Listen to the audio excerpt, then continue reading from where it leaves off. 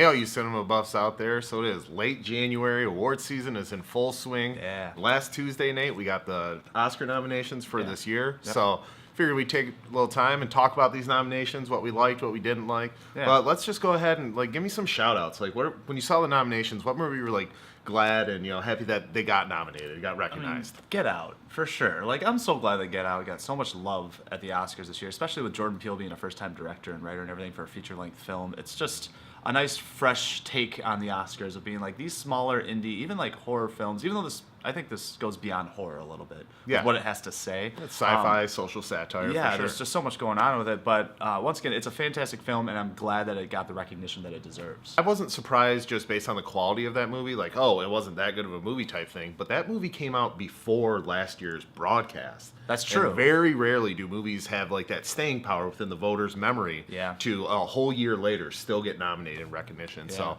that was pretty cool to see. I'm glad that one of my favorite filmmakers of all time, and definitely one of my favorite working today, on his 10th feature, finally got a Best Director nomination. That's Christopher Nolan for Dunkirk. Yeah. I don't anticipate him to win that. I think Guillermo del Toro's kind of got that one sewn up. Yeah. But I'm glad that he got nominated. He's been nominated before for producing and writing, but it's good to see that he got some recognition for direction. What's another one that made you happy to see get nominations?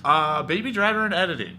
Yeah. That deserves editing. For Because sure. to me, even after I watched that movie, I was like, that is some of the tightest editing I've ever seen in film. You can tell they just spent so much time. I watched behind the scenes how they had an editor on set making sure that all the timing of the actors' movements was happening with the music, and if it didn't, he was like, all right, redo it. It didn't match up. And that's just meticulous editing that deserves praise. Yeah, and I'm glad that it also got sound mixing, sound editing as well. So, and, I didn't expect it to get any kind of above the mark nominations, but I was glad that it got those. And speaking of above the mark nominations, way to go, Logan, for getting a Best Adapted Screenplay nomination, breaking that above the line for comic book movies. And I think that's well deserved too. I actually think that Logan deserved a few more nominations. I would say so too. But we'll get more into that. But yeah, I'm glad that it at least got adapted screenplay that once again pushes the comic book world of movies just a little bit in the right direction, because you can make fantastic movies out of these stories. There's just so many great stories in these comic books out there. And I think that under the right direction and under the right writing, it can turn into an Oscar-winning movie. And I got one more shout out, and that's for Rachel Morrison, the cinematographer for Mudbound. For two reasons. She's the first woman to be nominated for cinematography. Oh, yeah. And also just for a Netflix movie, getting some recognition. A lot of people felt that Idris Elba got snubbed for Beast of No Nation a couple years ago. Yeah. They felt like it's because it was Netflix, didn't go into a theater. But Mudbound didn't go into a theater, and it's getting some recognition. So let's talk about some surprises, if any, when it comes to the nominations. Was there anything that sort of surprised you? Yeah, there's a couple that stood out. Mary J. Blige getting Best Supporting Actress nominee for, once again, another Netflix movie. It was Mudbound. And so just to see that one, a musician, another musician breaking through that mold and getting an Oscar nomination, and Netflix movies getting recognized. Yeah, for sure. And if I'm being completely honest, I was surprised that Disaster Artist got a screenplay nod, just because after the whole Franco controversy, I thought it'd be shut out completely. So I was surprised to see that. But what about you? Do you have any surprises? Anything that stuck out to you? I mean, I do, but most of my surprises, like you said, Get Out. But other than that, my surprises are all in sort of the snubs that didn't make it. And so let's talk about our snubs. Let's talk about the snubs. Yeah, I mean, let's start with yours first. Do you think, what is your most snub where you're like, how could they not? The biggest snub for me, once again, I think this has to do with the fact that this came out before last year's broadcast, so voters might have forgot about it.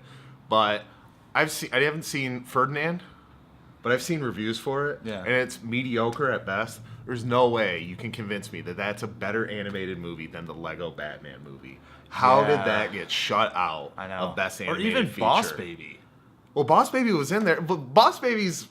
Have you watched it yet? No. It's on Netflix. I checked it out.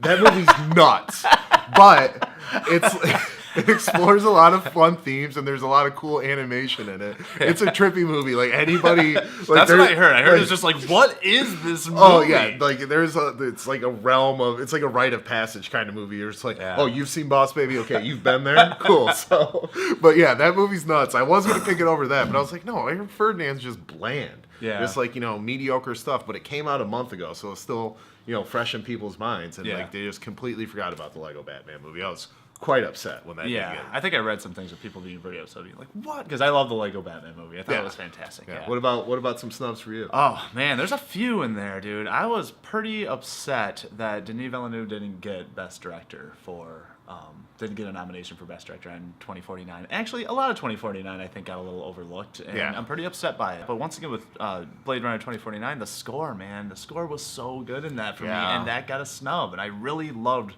the soundtrack to Blade Runner 2049. I thought it was great. Yeah, and I think another snub on my list would have to be Dunkirk for visual effects, and Guardians of the Galaxy Volume 2 got nominated. Like, the visual effects in that movie are good, but I don't think they're, like, Oscar-worthy.